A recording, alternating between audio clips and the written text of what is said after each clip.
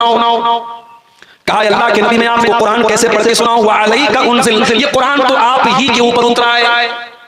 कहा अब्दुल्ला इन्नी उहिब्बु अन अस्माअहु मिन गैरी, आज मैं दूसरे के मुंह से कुरान सुनना चाहता हूं।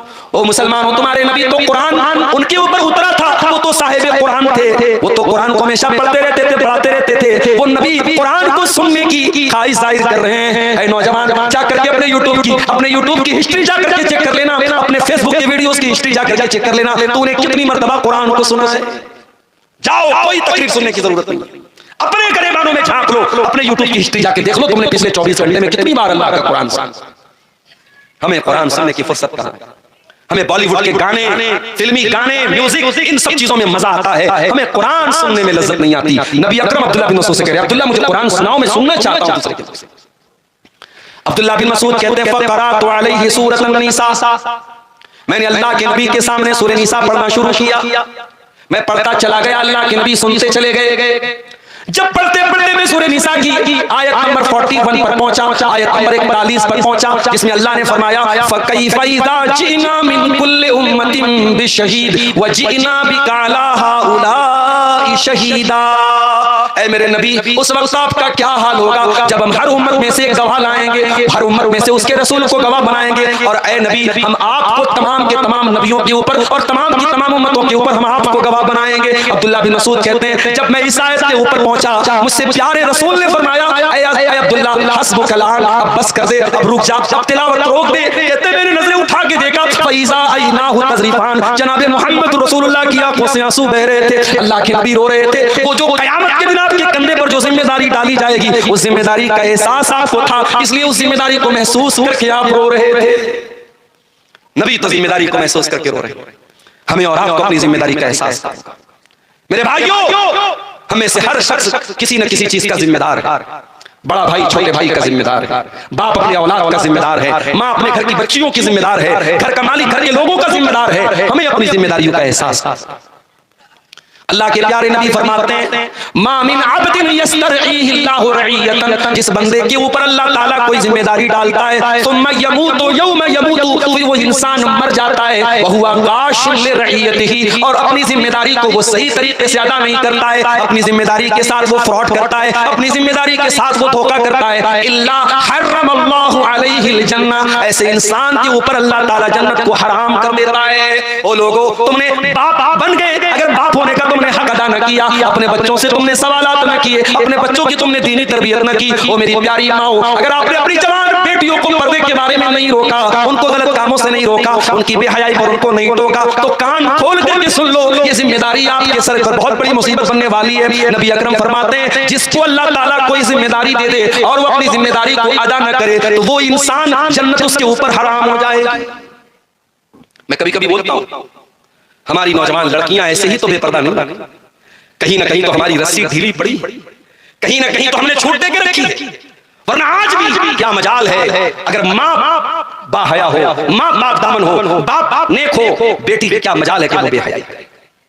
ये इंस्टाग्राम पर मुसलमान लड़कियों का खुल्लम खुल्ला बेहयाई करना, ये फेसबुक पर नंगे नंगे फोटोज डालना, ये यूट्यूब पर चैनल बना बना करके अपनी तस्वीरें और वीडियोस डालना, इस बात की दलील है उन लड़कियों के घर में गैरत नहीं है। वो गैरत नाम की जो चीज थी वो हमारे घरों से निकल चुकी है मेरे प्यारे। जब किसी कौम की गैरत मर जाए तो उस कौम की लड़कियां और औरतें बेपर्दा और बेहया होती हैं, इसमें कोई हैरत की बात नहीं। इसीलिए अल्लाह के प्यारे नबी फरमाते हैं सलासतुन ला यंजुरुल्लाहु अज़्ज़ा व जल्ला इलैहिम यौमल क़ियामा, तीन लोग ऐसे हैं जिनकी तरफ अल्लाह ताला क़यामत के दिन न तो देखेगा, वला युकल्लिमुहुम, न तो उनसे बात करेगा, वला युज़क्कीहिम, न उनको गुनाहों से पाक व साफ करेगा। इतने बदनसीब लोग होंगे, अल्लाह ताला बात भी नहीं करेगा, देखेगा भी नहीं, अल्लाह ताला उनको गुनाहों से पाक और साफ भी नहीं करेगा।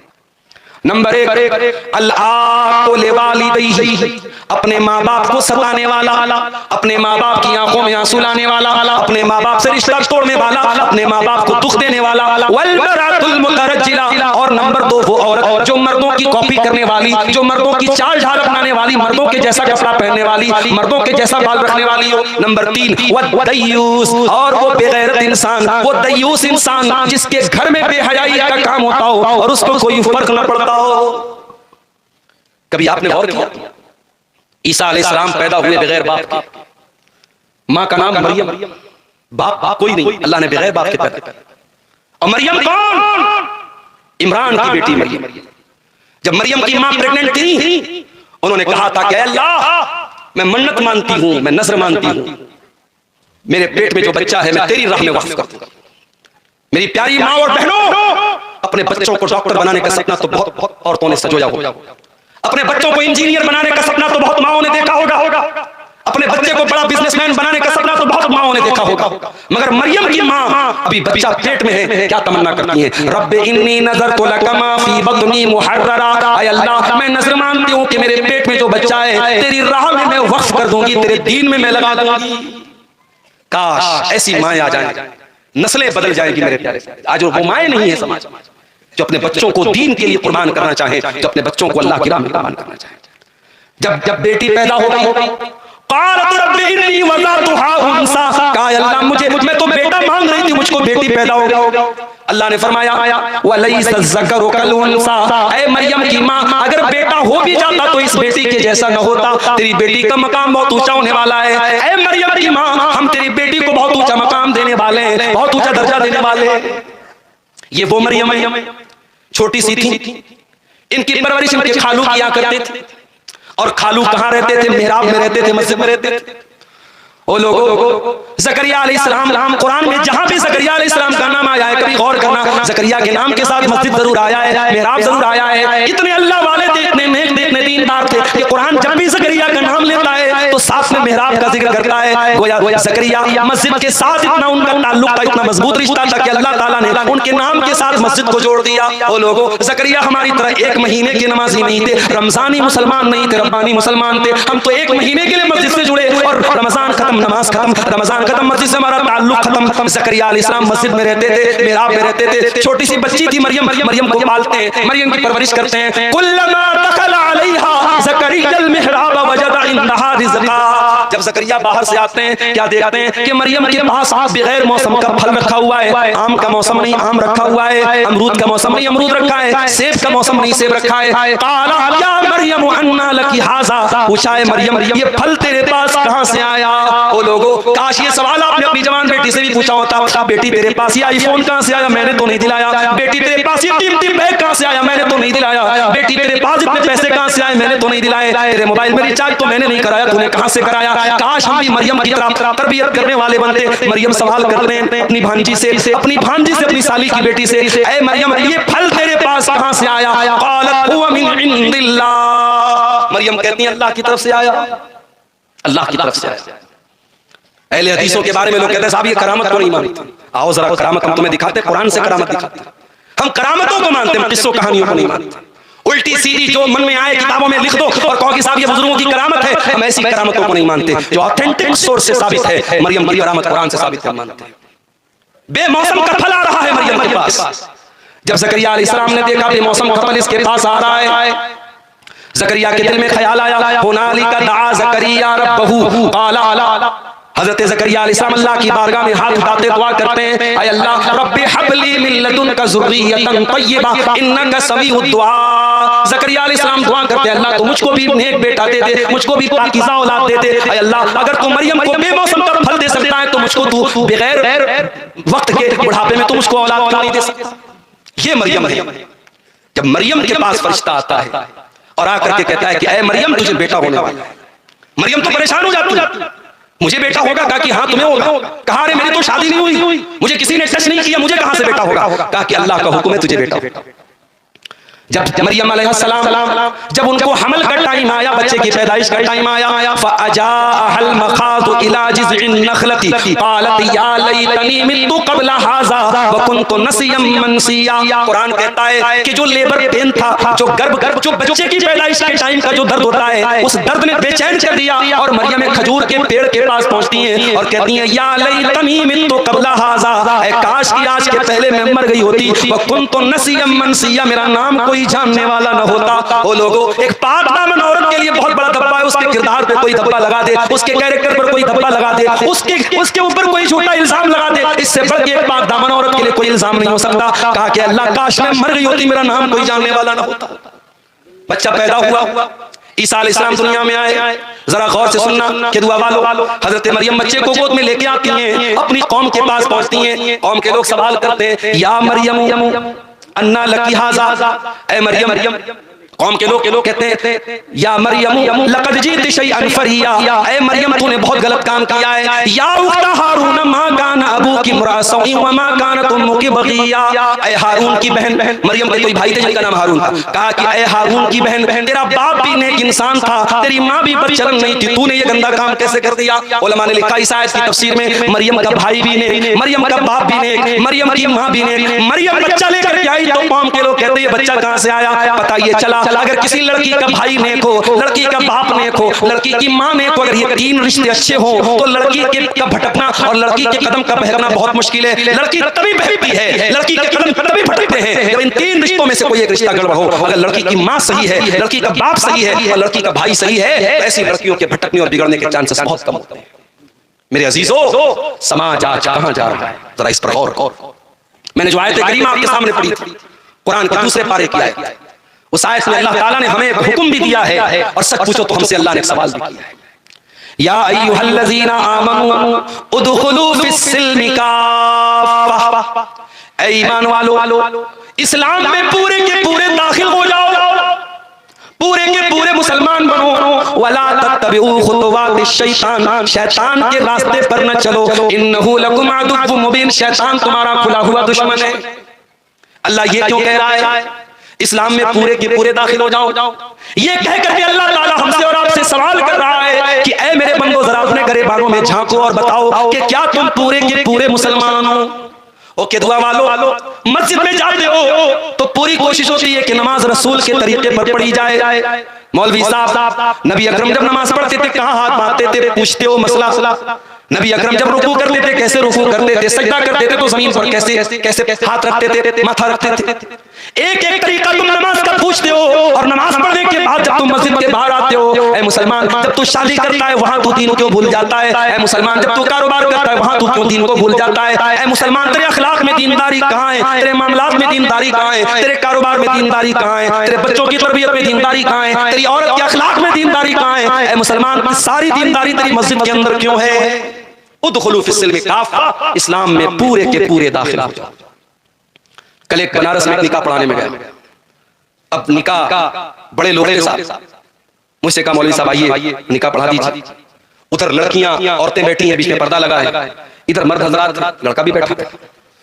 अब जब निकाह होने लगा, लड़की से जब इजाजत दी जाने लगी तो जो कैमरामैन वहां पे रिकॉर्डिंग कर रहा, वो घर वालों से पूछ रहा है कि अच्छा अंदर जाके मैं वीडियो ले लूं, तो घर वाले फट के जाओ ले। कैमरामैन एक अजनबी इंसान, एक अननोन पर्सन आपके घर की औरतों का वीडियो बनाने के लिए आपसे इजाजत मांग रहा है और आप बड़े दीनदार भी हैं और आप फट से इजाजत दे देते। कहां चली गई हमारी, कहां चली गई हमारी शर्म और हया? क्या सिर्फ पांचों टाइम की नमाज पढ़ लेना और सीने पर हाथ बांध लेना और रफुल यदैन कर लेना, क्या यही है नबी के तरीके पर चलना? नहीं मेरे प्यारे साथ, अगर रसूल की इत्तिबा करते हो, अगर कुरान और हदीस पर चलते हो तो जिंदगी के तमाम शोबों में मुकम्मल इस्लाम पर चलने वाले बनो। कुरान हमें यही हुक्म दे रहा है, उदखुलू फिस्सिल्मि काफ़ा, ऐ इस्लाम, ऐ मुसलमानों तुम इस्लाम में पूरे के पूरे दाखिल हो जाओ। अपनी मन मर्जी के मुसलमान न बनो। ऐसा न हो कि दीन का जो हिस्सा तुम्हें आसान लगे उसके ऊपर तुम अमल कर लो और दीन का जो हिस्सा मुश्किल लगे उसको छोड़ दो। अगर ऐसा करते हो तो याद रखो ये यहूदियों का तरीका है। कुरान कहता है अफतुमिनून बिबादिल किताबी व तकफुरून बिबाद फमा जज़ाउ मन यफअलु ज़ालिका मिनकुम इल्ला खिज़युन फिल हयातिद दुनिया। ऐ यहूदियों, तुम अल्लाह की किताब के एक हिस्से पर ईमान रखते हो और एक हिस्से का इनकार करते हो। ऐ यहूदियों, कान खोल करके सुन लो, अगर ऐसा करोगे तो दुनिया में जलील हो जाओगे और आखिरत में भी दर्दनाक अज़ाब मिलेगा। तो जो अपराध, जो क्राइम यहूदियों ने किया वही क्राइम हम करेंगे तो सजा हमें क्यों नहीं मिलेगी? अल्लाह ताला का डबल स्टैंडर्ड नहीं है मेरे प्यारे साथियों, अल्लाह के डबल में यार। आज कितने मुसलमान, उनकी जिंदगी का कोई मकसद ही नहीं। उनसे पूछो भाई क्या है जिंदगी में? बच्चों की शादी करना है, लड़के को नौकरी दिलाना है, लड़की की शादी करना है, घर बनाना है, मकान बनाना है, बस यही जिंदगी का मकसद है। दुनिया से शुरू, दुनिया पर। अरे इस दुनिया के बाद भी कोई जिंदगी है? 50 साल, 60 साल, 70 साल, 100 साल, जितने दिन दुनिया में रहना है, इसके बाद भी एक जिंदगी है। और वो जो जिंदगी आखिरत की जिंदगी वो परमानेंट है मेरे प्यारे साथी। बल तुसिरूनल हयातद दुनिया वल आखिरतु खैरुन व अबका। मेरे बंदो, तुम दुनिया की जिंदगी को प्राथमिकता देते हो, तुम दुनिया की जिंदगी को तरजीह देते हो, जबकि आखिरत की जिंदगी ज्यादा बेहतर और ज्यादा बाकी रहने वाली है। दुनिया में आप जितने भी ऐशो आराम से रह ले, जितनी भी लग्जरी लाइफ गुजार ले, महलों में रह ले, सोने चांदी में आपकी परवरिश हो जाए, मगर याद रखो मेरे प्यारे साथियों, जहन्नम में एक पल के लिए अगर इंसान को डाला जाएगा, अल्लाह के नबी फरमाते हैं कयामत के दिन एक इंसान को लाया जाएगा, यूता बिअनअमी अहली दुनिया, जो दुनिया में बहुत ऐशो आराम से रहता था, बहुत सुकून से रहता था, बहुत दौलत थी उसके पास, बहुत ऐशो आराम से रहता था, लेकिन जहन्नमी था। कयामत के दिन उसको लाया जाएगा और एक पल के लिए उसको जहन्नम में डाला जाएगा, एक पल के लिए। हमारे यहाँ बनारस में कपड़े का काम होता है, कपड़े का जो धागा होता है उस धागे को रंगते हैं, उसकी रंगाई करते हैं। तो वो जब रंगाई करते हैं ना तो उसमें पानी को खौलाते हैं, उसके अंदर रंग वगैरह डालते हैं और फिर धागे को अगर हल्का कलर डालना होता है, एक बार धागे को अंदर पानी में डाला फिर फौरन निकाल लेते हैं। क्योंकि मैं भी बनारस का रहने वाला हूँ, ये सारा प्रोसेस हमारे घरों में भी होता है, हम देखते हैं। तो अल्लाह के नबी ने यहाँ पे जो लफ्ज इस्तेमाल किया, फयुस्बगु सबकतन फिन्नार, जैसे कपड़े को या धागे को पानी में रंगने के लिए डाला जाता है और डाल के फौरन निकाल दिया जाता है, वो इंसान जो सारी जिंदगी ऐशो आराम से महलों में रहता था, अल्लाह ताला एक पल के लिए जहन्नम में डालेगा और निकालेगा।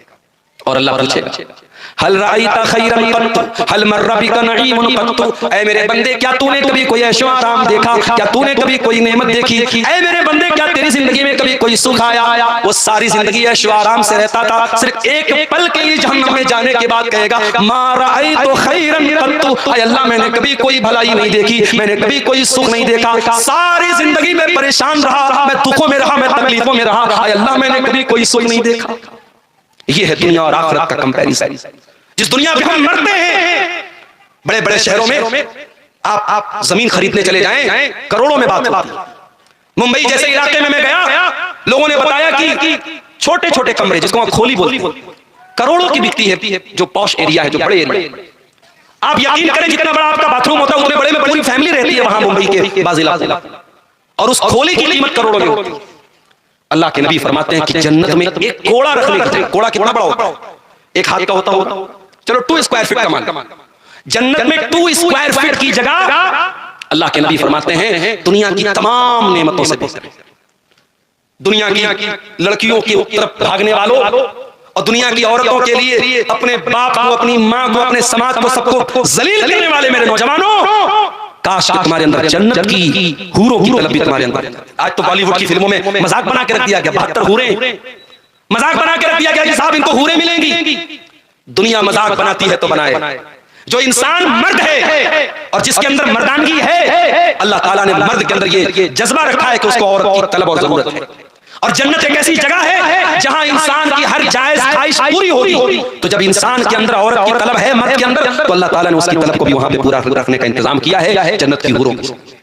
और ये जो जन्नत की हूरें हैं, अल्लाह के नबी फरमाते हैं वलौ अन्नम रातम मिन अहलिल जन्नती तलात इलल अर्दी, अगर जन्नत की कोई औरत जमीन की तरफ झांक दे, सिर्फ झांक दे, वो आना तो दुनिया में बड़ी दूर की बात है, अगर जन्नत की औरत दुनिया की तरफ झांक दे, अल्लाह के नबी फरमाते हैं लमलअत मा बैनहुमा रिहा, उसकी खुशबू से जमीन व आसमान भर जाएंगे, उसके झांक देने से दुनिया में रोशनी भर जाएगी, दुनिया में खुशबू भर जाएगी। वला नसीफुहा अला रासिया खैरुम मिन दुनिया व मा फिहा, और अल्लाह के नबी फरमाते हैं कि जन्नत की औरत के सर पर जो दुपट्टा है वो दुनिया की तमाम नेमतों से बेहतर है। वो दुपट्टा पहनने वाली मेरी बहनों, वो पर्दा करने वाली मेरी बहनों, तुमको मुबारकबाद देता हूँ, तुमने जन्नती औरतों का ड्रेस अपनाया है, तुमने जन्नती औरतों का कपड़ा अपनाया है। जन्नत की औरतें भी दुपट्टा ओढ़ने वाली होंगी, वो स्कर्ट पहनने वाली नहीं होंगी, वो अपने शरीर को दिखाने वाली नहीं होंगी, वो नंगी रहने वाली नहीं होंगी। जन्नत की औरतें भी दुपट्टा रखने वाली।